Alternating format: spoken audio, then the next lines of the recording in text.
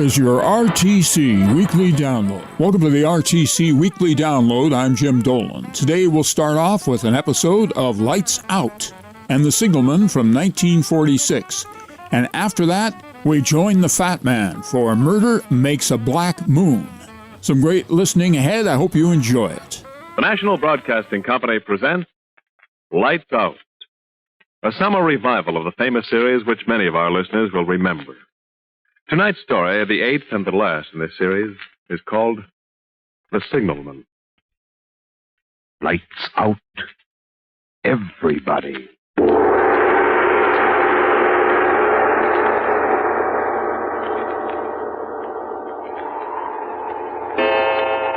This is the witching hour. The hour when dogs howl and evil is let loose on the sleeping world.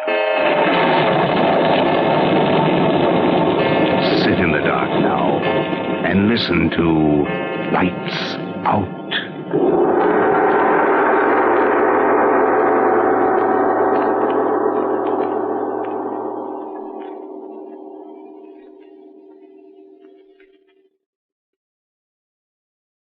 Hello, below there.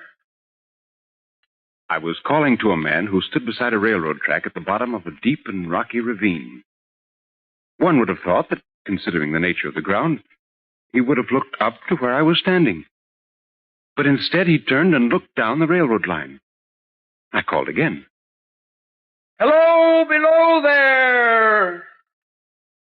Because the terrible glare of the setting sun was in my eyes, I put my left arm across my face and waved to him with my right.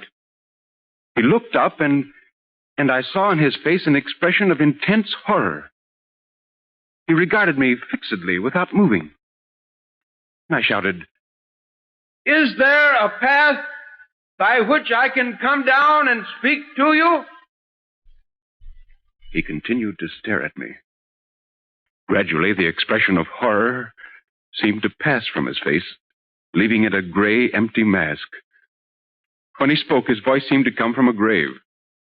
Why do you wish to speak to me? No reason. Just want to talk. If you have no reason, then please go on your way. Well, I do have a reason. Let me come down and talk to you. He motioned with his little rolled-up flag to a narrow path, about 200 yards distant, which descended the rocky wall of the ravine. I carefully made my way down it. The ravine was extremely deep and unusually precipitate. The man's post at the bottom was in as solitary and dismal a place as I'd ever seen. I could see the railroad tracks running into a dark, gloomy tunnel at one end of it. So little sunlight ever found its way to the spot that it had an earthy, deadly smell. And so much cold wind rushed through that it struck chill into me, as though I'd left the mortal world.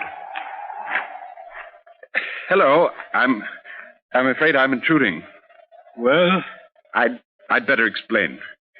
You see, I'm a reporter for the London Times. You know the Times. Yes, I know the Times. Well, I'm a new man. I was assigned to do a series of stories on people who work at little-known occupations in the city. And strolling along, seeing you down here, I thought, here is a story. And that's the reason that brought you down here? Yes, perhaps I'd better ask you a few questions, hadn't I? For instance, how far down are we? I've never seen anything quite like this before. 52 feet. Is that considered deep for railroad cutting? Deepest in the country. 52 feet, And how long is the tunnel? 3/4 of a mile. I see. And that red signal light in front of the tunnel, is that part of your job? I mean, do you have to see that it stays lighted all the time? Don't you know that it is? Don't I know it is? Look, you've been staring at me ever since I called to you. Staring as though I were something to be afraid of. I'm just a newspaper reporter, that's all. I thought I'd seen you before. Seen me? But where? There. By that signal light. But I've never been here before. It's a part of London I've never visited. No, you may be sure of that. Perhaps I may. Yes, I'm sure I may. I beg your pardon for being so unfriendly. It's just that, well, I made a mistake. That's all right. I shouldn't have come down, I suppose. After I saw this unusual ravine in the tunnel and your job down here, I felt I had to come down and talk to you. I think I'm glad you did. I have very little company. This is a world here different from other men's worlds. I can believe that. May I ask, what exactly is the nature of your job? I mean, besides keeping the signal light burning and flagging the trains, what do you have to do? Not very much. I operate the telegraph in my hut over there. Turn this iron handle now and then. That's all. And you're down here all the time? Yes. Don't you ever get a chance to take a few minutes off and get up there and top? In the sunlight? Very seldom. I daren't leave the telegraph.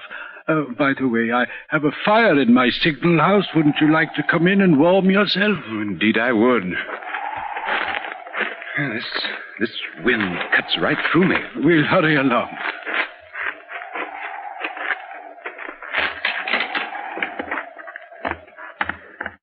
There. This will be better. Yes. I'll just put a little more wood on the fire, poke it down. How do you stand that wind? I'm about frozen. I've been here 8 or 9 years, maybe 10. I'm used to the wind. It never changes. Here, take this chair close to the fire. Oh, thank you.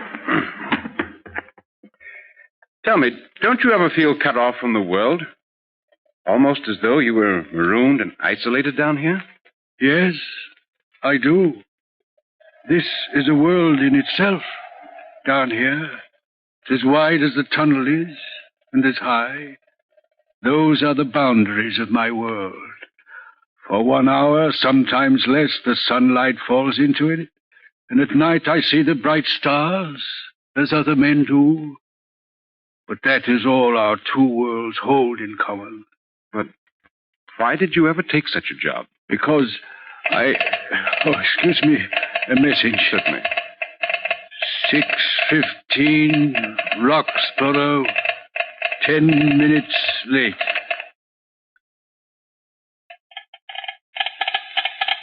Received message. All's well.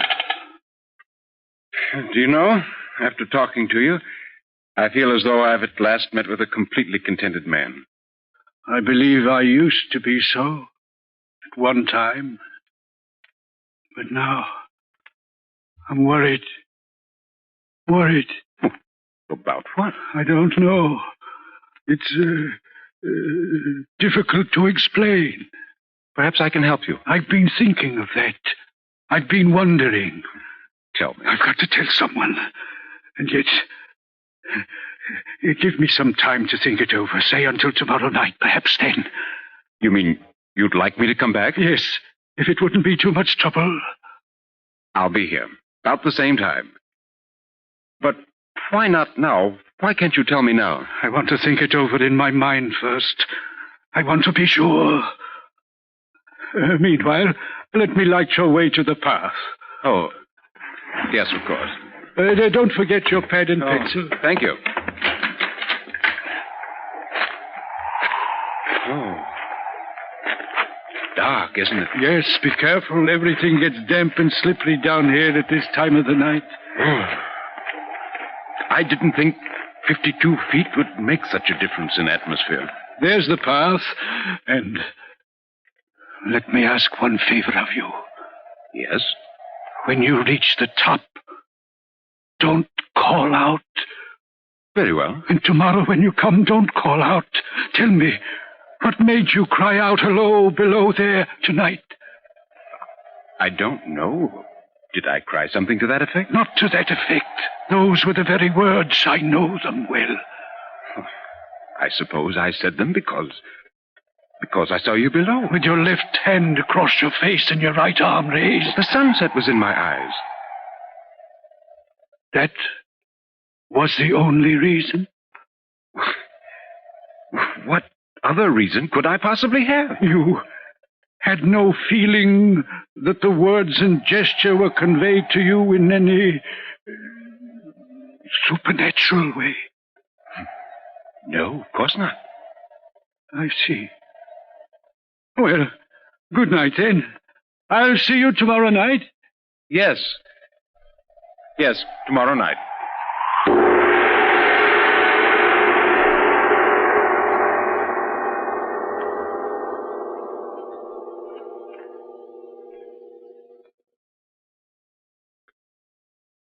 That night, I slept poorly.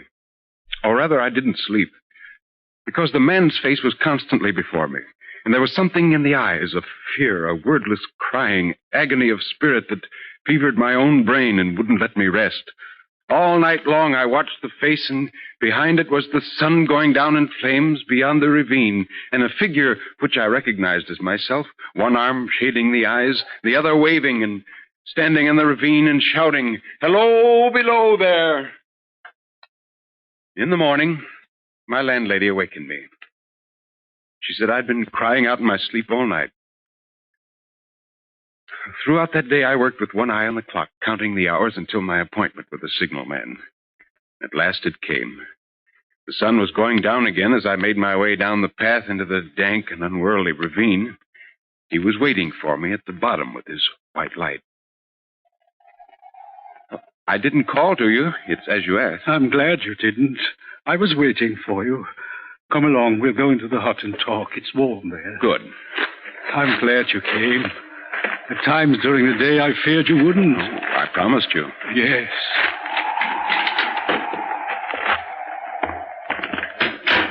I've made up my mind to tell you the story. The whole thing. Sit down.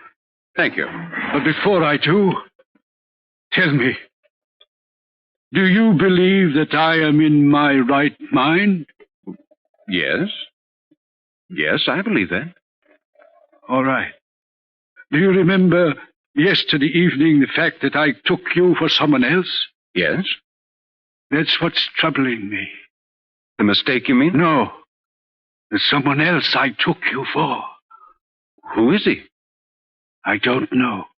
Well, does he look like me? I don't know. I've never seen his face. You see, the left arm is across the face, always. And the right arm is waved violently this way. It's as though he were trying to signal me, "For God's sake, clear the way!" Well, where do you see him? I may as well start at the beginning. One moonlight night about a year ago, I was sitting here when I heard a voice cry out, "Hello, below there!" It was just as you called last evening. I jumped up and looked out of the door and saw this someone else standing by the red light near the tunnel, waving, just as you did last night. One arm across the face, the other waving toward you? Yes, the voice seemed hoarse with shouting, and it cried, "Look out! Look out!" And then again, "Hello, below there! Look out!" I caught up my lamp, turned it on, and ran toward this figure. "What's wrong?" I said. "What's happened?" It didn't speak. Stood just outside the blackness of the tunnel. I advanced so close upon it that I wondered at its keeping the arms across the eyes. I ran right up to it and had my hand outstretched to pull the arm away when it was gone. Gone? Where? I don't know. I ran on into the tunnel, 500 yards maybe. I stopped and held my lamp over my head. And all I saw were the wet stains trickling down the walls. I ran out faster than I'd run in, searched the area with my light, and then came back here and called Burnham and said the alarm had been given. Anything wrong? They answered, "All's well. Disregard alarm message." Well, don't you suppose you could have imagined seeing him? Yes, but you forget. I also heard him. Yes, but listen to the wind whistling through the tunnel.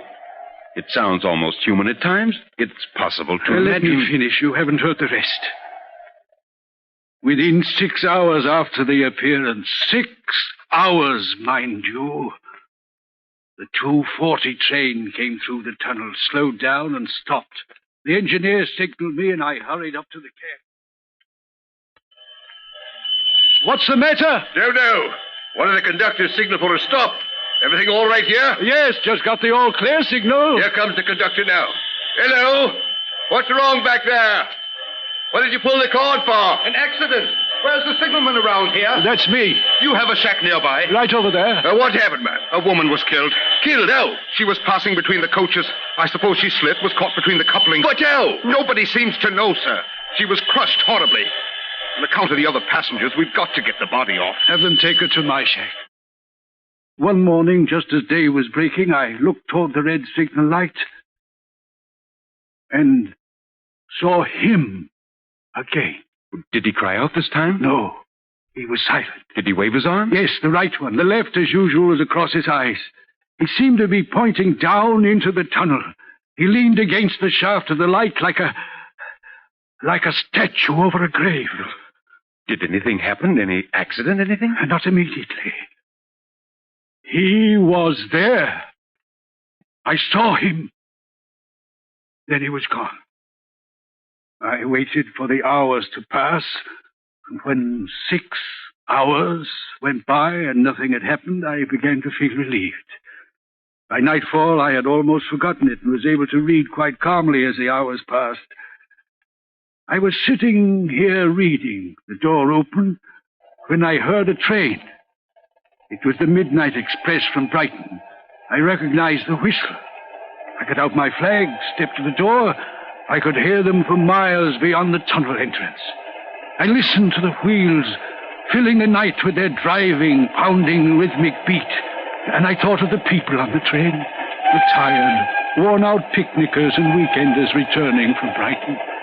It made me feel responsible for them, as though I were their guardian and keeper. I listened to the rhythmic beat of the wheels. The train was nearing the tunnel mouth. I listened to the regular, powerful beat of them, and then suddenly I realized that they weren't regular. There was no rhythm, only the terrible, raging cry of a machine that has suddenly broken through its own power and is heading for destruction.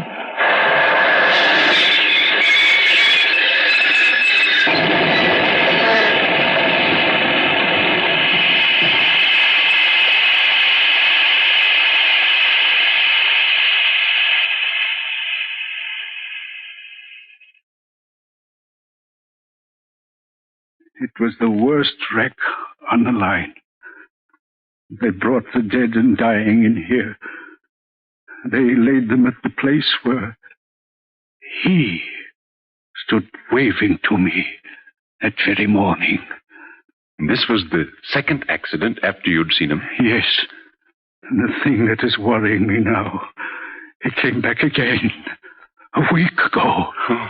Ever since, he's been there now and again by fits and starts. Standing by the light? Yes. What does he seem to do? The left arm is over the face. The right arm is waving. He seems to be trying to say, for God's sake, clear the way. Can't believe it. I have no peace or rest from it. It calls to me for many minutes together in a frightful manner. Below there, look out, look out. It stands waving to me. Well, have you seen it tonight? No. Not yet. Well, will you come to the door with me and look for it now? Yes. Yes, I will.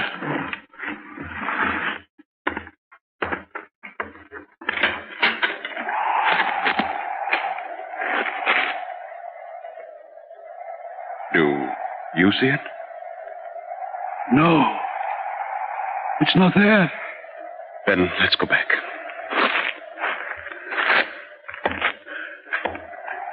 It wasn't there now, but it may be there a moment from now. What troubles me is, what does this spectre mean? What is the danger? Where is the danger? There is danger overhanging somewhere on this line. Some dreadful calamity is about to happen. It's not to be doubted this third time after what has gone before. But what can I do? Nothing that I can see. If I telegraph danger, I can give no reason for it. I should get into trouble and do no one any good. They would think I was mad. I would wire danger, take care, and they would answer, what danger, where? And I would have to wire back, don't know, but for God's sake, take care. And they would, of course, discharge me. What else could they do? Yes, I see. When it first stood under that light, why didn't it tell me she is going to die? Let them keep her at home. When it came the second time, why didn't it tell me how the accident could have been averted? If it came on those occasions only to show me that its warnings were true, why doesn't it warn me plainly now? Why doesn't it tell me what is going to happen so that I can change it? Listen, there's nothing you can do. Or rather, you're doing the only thing that any sane, normal person would do, and that's nothing. The important thing is to keep your balance now. Don't get worked up to the point that if you need to act later, you won't be able to. Yes. You're right. Of course you're right. You're doing your job as well as it's humanly possible to do. You're not responsible for the future. You're responsible only for the present. What happens at this switch now? You've got to look at it that way. I know. Only I can't forget that something is going to happen. I don't doubt that. But if you keep your eyes open at all times, you may be able to prevent it. I pray to God I may. It's easy to say, but try not to think about it too much. I try. But it's the responsibility that crushes me. Because of this specter, because of this knowledge of things that will happen along this line, I am responsible for every child, every mother, every person that rides upon it. I know that something is going to happen. I ought to warn them, but I don't know how to warn them. When they die, if they die, their deaths are on my shoulders. Look, would you like me to spend the rest of the night with you? Perhaps it would help keep your mind off things. No, thank you. I'll be all right. You don't know what a blessing it's been just to be able to tell you the whole story. Would you like me to come back tomorrow night? Would you mind? No. And when you write your story about me, about this job... Yes? If you could tell the whole story, everything I've told you, it would help lift this awful responsibility from my shoulders. People would know then. They might think me mad, but they would know. And the weight would be from my spirit. Yes, I'll write that story tomorrow. Everything. You needn't be afraid that I'll skip anything. I'll bring it along with me and show it to you before I turn it in. It would mean so much. Yes. Now, I think it's best that I go. Good night, then. And you will come back tomorrow? Oh, yes. Can you find the path? Easily. I'm beginning to know it by heart now. Good night.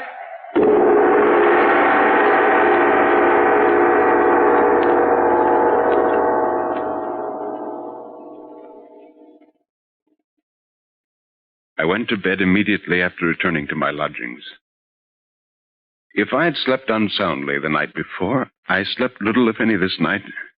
There were the same dreams, the man's face, his eyes with their deep inner secret and pain, and in the background the sun going down over the ravine, and the figure, no longer my own, with one arm across the eyes and the other waving toward me, crying in a low moan, "Clear the way, clear the way."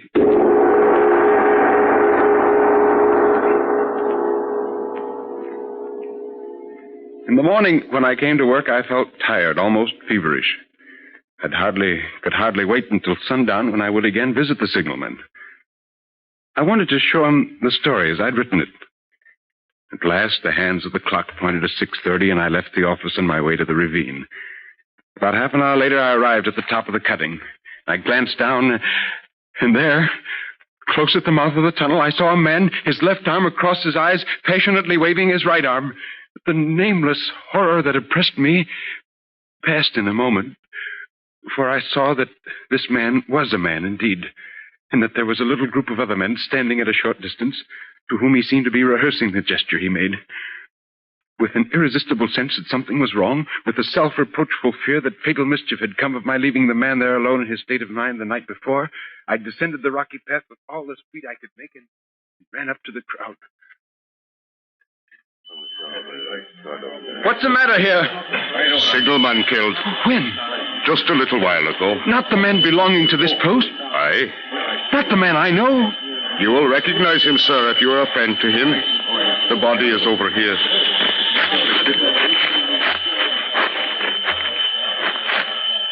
There. You see? Oh. How did it happen? He was cut down by the engine, sir, just as he was lighting that red lamp. No man on the line knew his work better. But somehow he wasn't clear of the outer rail.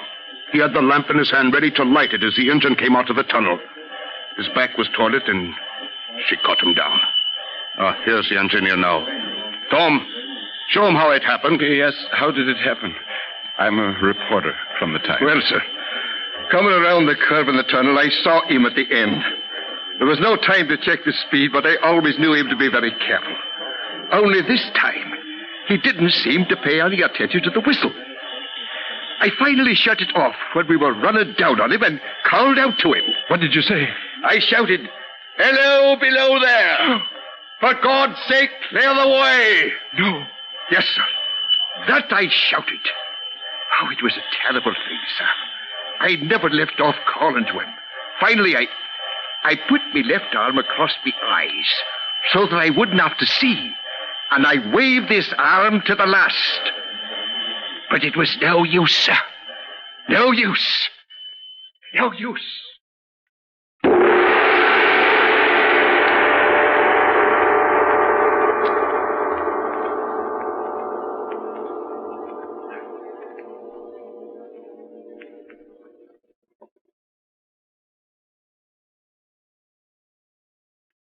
I walked away. I was trembling so that it took all my efforts to climb the rocky path to the top of the ravine. I knew the sun was going down in flames behind me, but I dared not look. I hurried back to my desk at the office and began writing the tragic end to the story.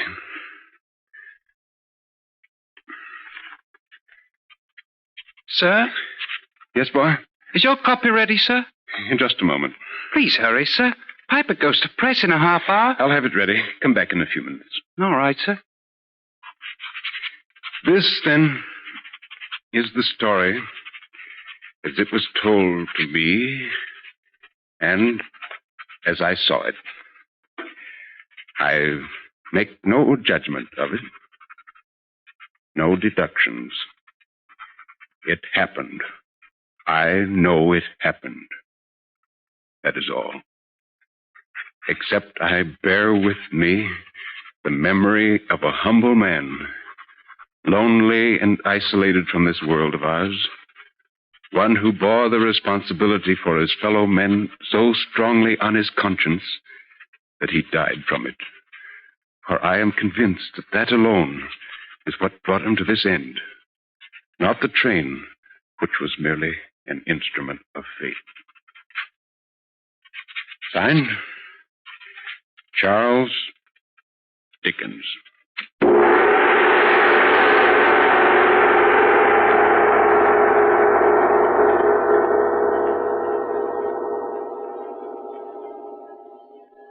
All right.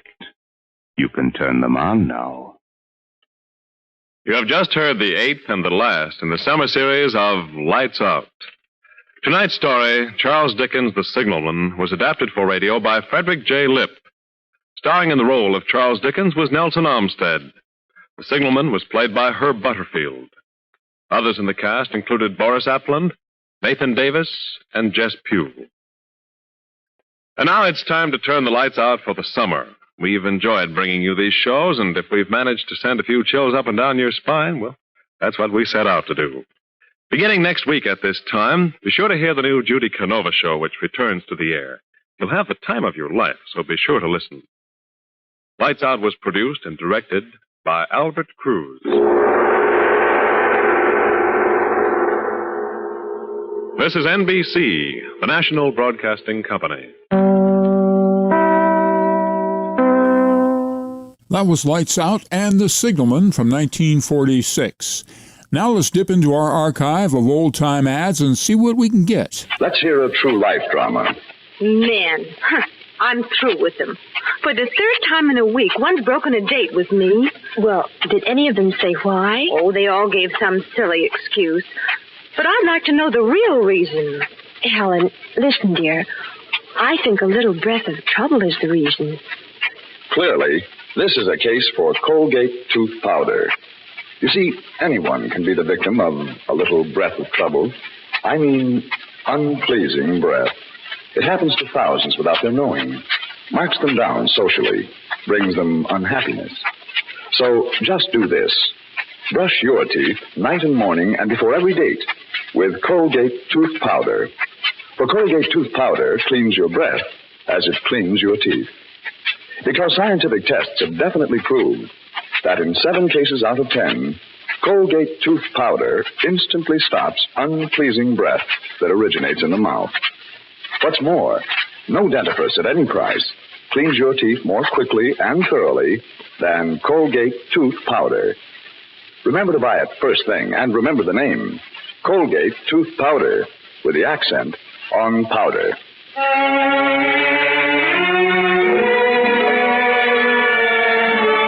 As advertised earlier, it's The Fat Man coming up now with Murder Makes a Black Moon. There he goes into that drugstore. He's stepping on the scales. Weight 239 pounds. Fortune, danger. Who is it? The Fat Man.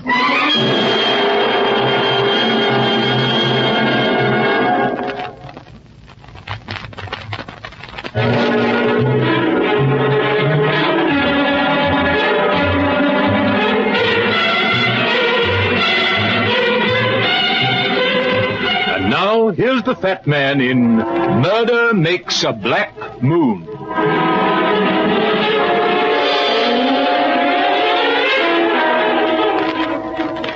There are a lot of places in the Midwest like Boone City. 20 to 30,000 people, 1 or 2 good industries, and a country club set. I don't, as a rule, take jobs so far away from home, but the letter had been pleading, almost frantic. Please, Mr. Runyon, please come at once. If anyone can help Tommy, it's you. There was a check and a promise of more, and it was signed Lucy Nelson. It took a shoe shine, a haircut, and an across-the-counter lunch to find out that Lucy Nelson lived with an aunt and uncle. The uncle, Frank Livingston, was the local big shot. He came from the oldest and richest family in town, and he owned the eldest and most expensive house. When I got there, a girl opened the door. She wasn't exactly beautiful, not if you go by Hollywood standards, but there wasn't anything wrong with her either. There was something clean and fresh about her. It made me think of burning leaves and football games. Her brown eyes were troubled, and her hands kept folding and unfolding nervously before she spoke. Mr. Runyon? Yes. Oh, I'm so glad you're here. Come in. Uncle Frank and Aunt Muriel are waiting in the living room. I'm Lucy Nelson, Mr. Runyon. I'm engaged to Tommy Barnes, the boy I told you about in the letter. We're going to be married this time next week, and then this terrible thing happened. Lucy, was it? Yes, Aunt Muriel, it's Mr. Runyon. Come in, Runyon. Come in. My aunt and uncle, Mr. Runyon. How do you do? How do you do? It was good of you to come, Mr. Runyon. Poor Lucy, she's been half crazy. I do hope you can do something to help. Sit down, Runyon. Yeah, thanks. It was a long trip for you. I hope it won't be a waste of your time, but as Mrs. Livingston says, if there's any possible chance, we don't want to overlook it. I know Tommy is innocent, Mr. Runyon. He just couldn't murder anybody. That's why I insisted on writing to you. You didn't say much in your letter, Miss Nelson. Tell me about this girl who was murdered. I think you said she was an actress. Not exactly an actress. She was in the chorus, a showgirl. I didn't know her. In fact, I'd never even seen her, and I didn't know she was in Boone City until she was found murdered in a hotel room. Hey, when was that? It was just 6 days ago. A maid found her body in room 755 at the Boone house. That's the biggest hotel in town. How was she killed? She was shot. Anybody hear the gun? No. The police say it must have happened late at night. This boy, Tommy Barnes, why was he arrested? That's a terrible part. They didn't actually have any evidence, but, well, you see, Tommy'd known her. Her name was Angela Keene. Was she a native of Boone City? No. Tommy met her in New York and fell in love with her. At the time, he wrote me that our engagement was off. Later, he came home to Boone City and got a job. Seemed to have forgotten all about her. I see. Maybe you think I'm crazy, Mr. Runyon, but I loved him. So I took him back, and we decided to get married. And this horrible thing happened. Didn't Tommy have an alibi? No, Mr. Runyon. And to make it worse, the police proved that Angela telephoned Tommy. They also proved that he met her during the afternoon before she was killed. Did he deny meeting the girl? No. He said she called him to say hello and asked him to come down and have a drink for old time's sake. He said he left her at 5:45 and didn't see her again. Didn't he know why she was coming here? He said that she told him she was just passing through and had stopped for the night. She was driving a car then? Yes, it was almost brand new, a beautiful car. Showgirls don't usually drive big, expensive cars. Of course they don't. And that story about just passing through. Tommy had known her, had been engaged to her, broken it off. No, it just doesn't make sense any other way. I like Tommy Runyon. I've known him all his life, but it does look bad. But he didn't kill her. He couldn't. Mr. Runyon, I'm sure there must be... Now, Lucy, you must try and control yourself. We're doing everything we can. I've got the best lawyer in town for the boy, but he told me quite frankly that he didn't think Tommy had a chance. He's innocent. I know he is. Oh, Mr. Runyon, you can help, can't you? I'll do the best I can, but from what I've heard so far, it looks like the boy's in a tough spot. However, I'll get to work on it. And in case you want me, I'll be at the same hotel the murder occurred in. The Boone House.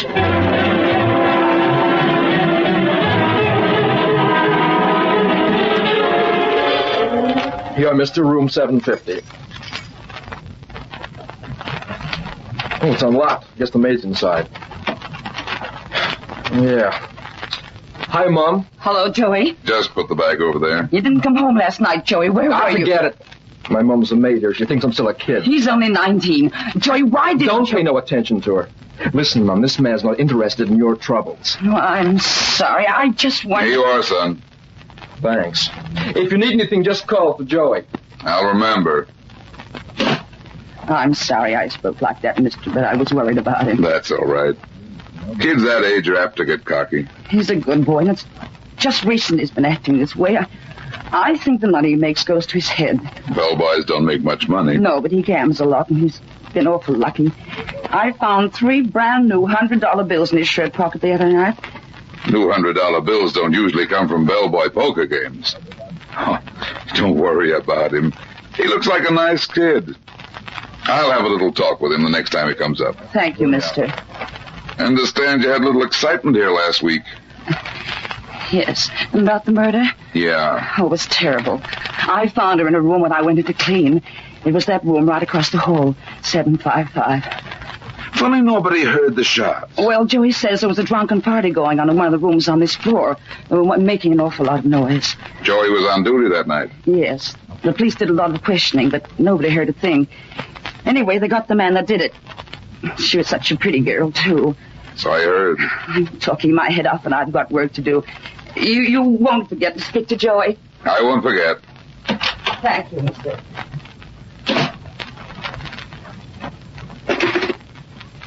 Hello, this is Mr. Runyon in room 750. There's a bellboy down there named Joey. Will you send him up here right away?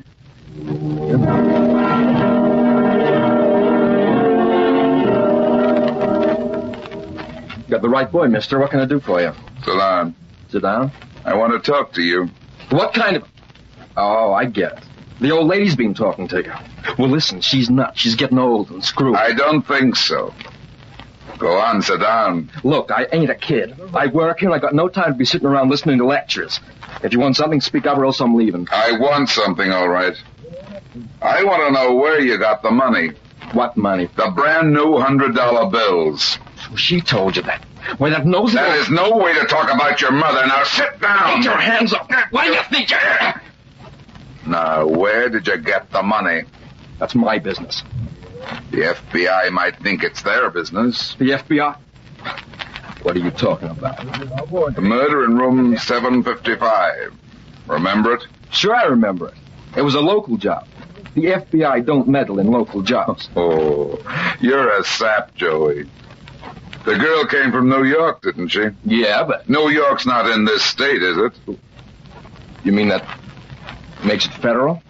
What do you think? Look, I'm trying to give you a break. Now, where did you get the money? I won it. Gambling. You didn't win that money gambling. Joey, don't you know that bills are numbered? Listen, you a G-man? I told you I'm trying to give you a break. The FBI doesn't think you killed the girl. Me kill her? Of course I didn't. Well, I caught the guy, Tommy Barnes. The FBI doesn't think he killed her either. They do think somebody was paid off with new bills to keep quiet. Somebody who saw something. Nobody saw nothing. Nobody heard nothing. I think you did, Joey. No, I tell you, I didn't hear nothing. But you saw something. Well, it wasn't anything. It couldn't have been. Who paid you off, Joey? Look, I don't know where the dough came from. It was in the pocket of my uniform, and there was a note with it. What did the note say? Well, it just said, you didn't see anybody the night of October 1st. That was the night the dame was killed. But you did see somebody. Listen, you gotta help me, mister. I mean, if the FBI... Well, it couldn't have nothing to do with the killing because, well, they got the goods on that guy, Tommy Barnes. Look, I think whoever it was just didn't want to get mixed up in it. Let me worry about that. What did you see? Well, it must have been about 2 a.m. There was a party going on in one of the rooms on this floor. I brought out some liquor. Just as I got out of the elevator, I seen somebody running down the hall and through the door to the stairs. Did you recognize who it was? No, I couldn't see nothing but the back. What did he look like?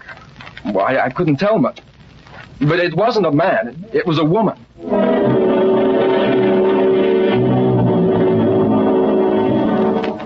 What is it, Mr. Runyon? Have you learned something? Yes, Miss Nelson.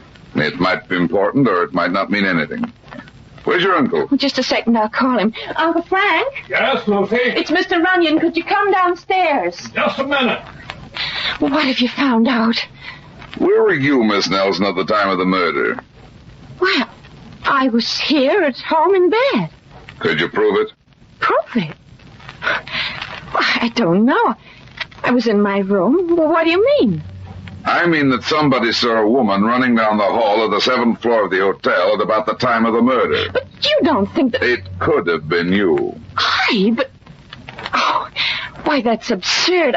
I was here at home asleep. What is it, Runyon? You've made some progress? I think so. I found a witness who saw a woman running away from the murder room. A woman? But I don't understand. Why didn't this witness come forward when Tommy was arrested? Somebody bribed him to keep quiet. Who? He said he didn't know where the money came from. But I think he was lying. Who was the witness? A bellboy in the hotel. Didn't he recognize the woman? He said he didn't. But I've got a hunch he'll be able to identify her if he sees her again.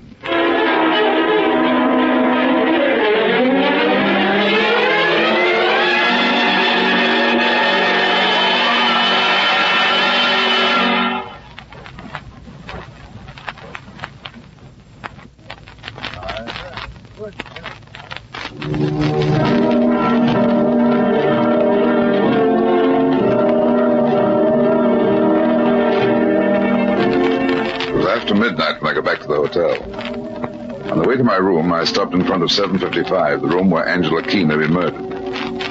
I stood there a minute listening. No sound came from inside, so I took out a ring of passkeys, found one that fitted, and went in. was an ordinary hotel room of the better class type. 2 single beds, a dresser, closet, and modern bathroom. There was nothing to show that a murder had been committed, unless you wanted to call the brand new carpet significant. I ran my finger along the top of the dresser and came away with a thin layer of dust on it. The room hadn't been cleaned in several days, probably not since the day after the murder when the new rug had been put in. Something might have been overlooked. I dropped to my knees to look under the dresser, and then I heard the doorknob turning. The light switch was across the room, and my gun was in my suitcase in room 750. I got slowly to my feet as the door swung open. A man stood in the doorway. He was medium in height, but slim. His eyes were slits under the low brim of his hat. He closed the door with his feet and came slowly towards me, moving on the balls of his feet like a boxer. In his right hand was an Army .45. Looking for something, fat man? Uh-huh. A murderer. All the murderers in this town are in jail. I don't think so. This isn't a healthy climate for thinking. I'm giving you a break, fat man. Who hired you? A client. Okay, play it wise, Flatfoot. You're fooling with dynamite. Meaning you? If I were you, I wouldn't stay long enough to find out. No kidding. And what if I do? I don't think you will, but just in case. Maybe that'll help you make up your mind. Next time it won't be a fist, it'll be the gun. There's a train leaving for New York at 10 o'clock in the morning. Get on it, fat man, and forget you ever heard of this town.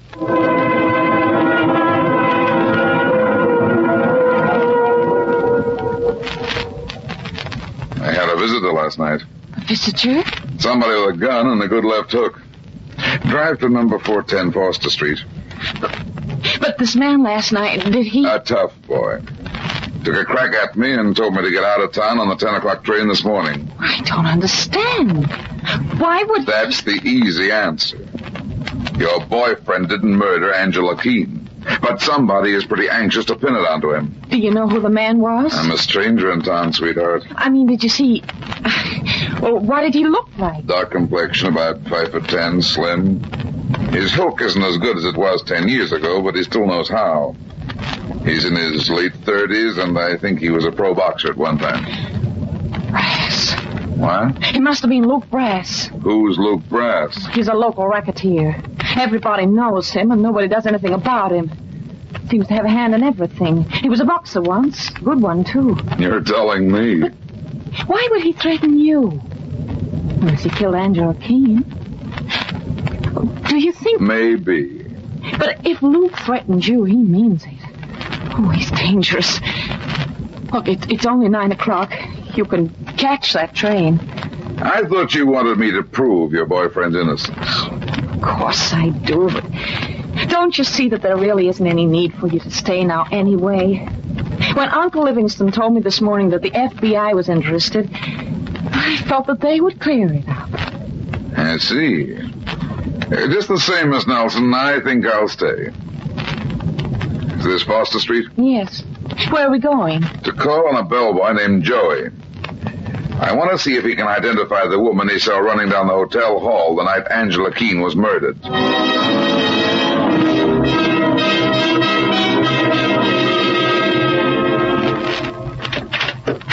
Yes.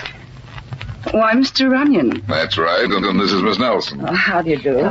I didn't mean for you to go to all this trouble to speak to Joey. I thought you'd see him at the hotel. I did see him at the hotel. I want to see him again. Is he here? Why, yes, but he's asleep. I'm afraid I'll have to ask you to wake Joey up. But he gets mad if I disturb him. Then I'll wake him. What's wrong? Joey hasn't done anything, has he? I mean... Now, don't you worry. Just show me where his room is. It's the last one on the left at the end of the hall. Come on, Miss Nelson. You tell him I warned you he was sleeping. I don't... I'll tell him. Mr. Runyon, I'm frightened. Luke Brass meant what he said about that train. Look, why don't you... First, let's talk to Joey. Here's his room. Joey.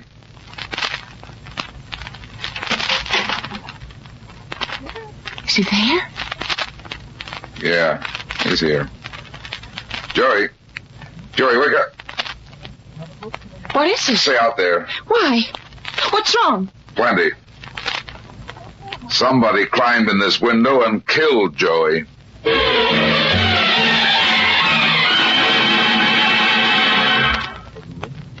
You should have taken that train, Mr. Runyon. It's too late now. But the police, you could have asked them for protection. You could have told them that you were threatened. I know what I'm doing. The police don't think there's any connection between the bellboy's murder and the murdered girl Angela Keene. When the kid's mother gets through babbling about his gambling, the police will be sure he was killed over a bad debt. What are you going to do? I'm going to get out at the next corner and send you home. No, I'm not going to leave you alone. I got you into this, and if you insist on going ahead, I'm staying with you. You're going to do as I tell you. There have been 2 murders already. Whoever's behind this business isn't kidding. I'll be better off without you around, and so will you. Now, pull over and let me out. All right. Well, I hope you know what you're doing. I do. Drive back home and stay there. Oh, and by the way, tell your uncle to stick around, too. I may need all the local influence I can get in a little while.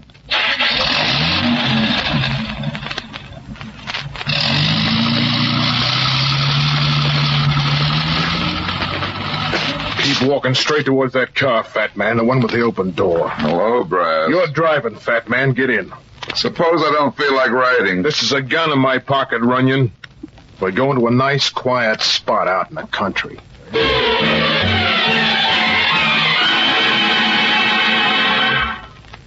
Now keep your hands behind your back and walk down towards the creek. This is a sucker play, Brass. Yeah, and you're the sucker. I gave you a break, fat man. You should have gotten on that train. I haven't forgotten what you gave me. Did you kill that bellboy? You want to know too much, fat man. Can I help it if I'm inquisitive? That's a big mistake in this town. Who killed the chorus girl, Brass? Who are you covering for? It's not the Nelson girl, is it? Okay, that's far enough. Turn around. I didn't think it was the girl. You're a sap, Brass. Don't you see what he's doing? He? Sure, don't you get it? What are you talking about? He's gonna make you the fall guy. Not this, baby. That's why you're taking the long count. Nobody's throwing me to the FBI. Oh, I told you were a sap, Brass. That's a gag. The FBI isn't interested in this business. You're lying. Use your head. The girl was from out of the States. So what? That's not a federal offense, is it? Yeah, but... Don't you see now I told you the FBI was in it? He knew you'd kill the bellboy and me. Then he could throw you to the cops for everything. Wait a minute. How do I know you're not lying? Let's go see him. Yeah, let's go see him. Maybe that's a good idea. Maybe if he's that kind of a rat, it'll... Why, you... A little judo, Brass! Nice gun, Brass. I'll keep it to replace the one of mine you threw away back there. Listen, Runyon, give me a break. I gave you one. Sure, I'll give you a break. The boss lied to me about the FBI. He didn't know he was lying. What do you mean? That's how I knew he was behind it. I told the bellboy that stuff about the FBI. The boy got scared and told Livingston. He paid off the bellboy, didn't he? Yeah. Livingston got scared, too. If he'd used his head, he'd have known the FBI wouldn't be interested. So he got you to kill the boy. He must have had something on you. It was an old bank job that the federal boys were still interested in. He's been holding it over me for years. I knew that if the FBI came prowling around about this other business, they might stumble on something, so I did what he wanted. The FBI was never interested in the murder of Angela Keene. When Livingston told his niece this morning that the FBI were in it, I knew he must have talked to the bellboy. You said you'd give me a break, Runyon. Yeah, I'm putting this gun in my pocket. What are you talking about? I don't like to get hit without hitting back. Okay, fat man. Maybe you're the one who's a sap after all. No, just a sucker for a left hook when I'm not expecting it. You're telling me? You're good, Luke. You're fast. But you haven't got the steam anymore. How's this? You like that one? That's the 239 pounds. don't you say something, Luke? I'll say something, you big man. Not that way. This way, Luke. You've got a tough jaw, Luke. I'll bet you were pretty good 10 years ago. Now, come on, baby. We're going to take another ride. This time to the police station.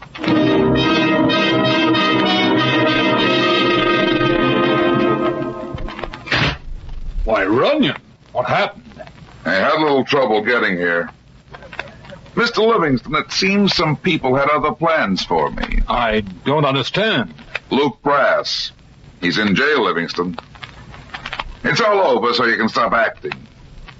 You killed Angela Keene, and I'm taking you in, too. No, Runyon, that's not true. I didn't kill her. Quit kidding. When you thought the FBI was coming, you forced Brass to kill the bellboy. Yes, but there wasn't any FBI. I made that up to make the boy talk. No, Let's go. No, wait, Runyon. I'll tell you the truth. Come in here. Don't try any funny stuff. No. Listen, Runyon. I didn't kill Angela. My wife, Muriel, killed her. Your wife? It's the truth, I swear it. You've got to believe me. It was I who paid off the bellboy, but I didn't kill anyone. Don't you see? The boy saw Muriel, my wife, that night. She was the woman? Yes. You see, I'd known Angela in New York. I never intended it to be serious, but, well, she had other ideas. She held it over my head, and I gave her a lot of money. And then finally a week ago, she came to town. She called the house and talked to Muriel. I didn't even know she was in town until they found her dead. Muriel had told her she'd meet her and give her money to go away. Instead, Muriel killed her. She told me after they found Angela. She said a bellboy had seen her leaving. I had to protect her. With my position in town, I couldn't afford such a scandal. But you could afford to let an innocent boy go to the chair. No, I wouldn't have let that happen. It's a good story, Livingston, but I don't think it's the truth. I think... Oh, yes, it's the truth, all right, Mr. Runyon. Muriel, put down that gun. You must be out of your mind. No, Frank, I've just come to my senses. I heard everything you said. So it was only your position you were worried about. No, Muriel, no. Don't you see? I see what a fool I was and what a no-good... Muriel, listen. Don't move, either of you. And I thought I loved you. I'd kill that girl for you. I thought you would protect me. You better give me that gun, Mrs. Livingston. She's crazy, Runyon. She's out of her mind. Muriel, put down that gun. Oh, no, Frank. No, Muriel. Don't. Please, Don't you move, Mr. Runyon. Muriel. That's all right, Lucy. I've just finished a very bad job. But Uncle Frank... Is he dead, Mr. Runyon? You didn't need a second shot. Here, Mr. Runyon, take the gun. Well, I'm ready. The police will want to see me, won't they? Yes, I think they will. I'm afraid I'll have to take you too, Miss Nelson. I've done nothing. Why would the police want me? The police don't want you, but somebody else does. Don't you want to be there when they let Tommy Barnes out of jail?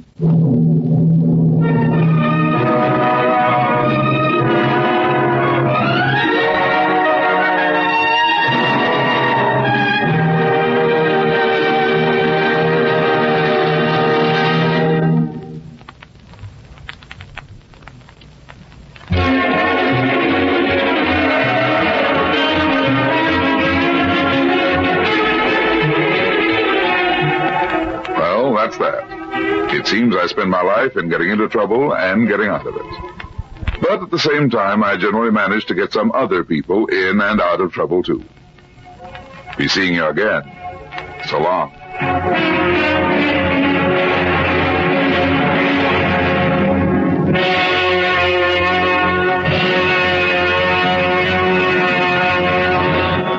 That's it for this week. We'll be back next week with more Old Time Radio. I hope you can join us then. Till then, this is Jim Dolan thanking you for listening. The RTC Weekly Download is produced by Chris Stone and Jim Dolan.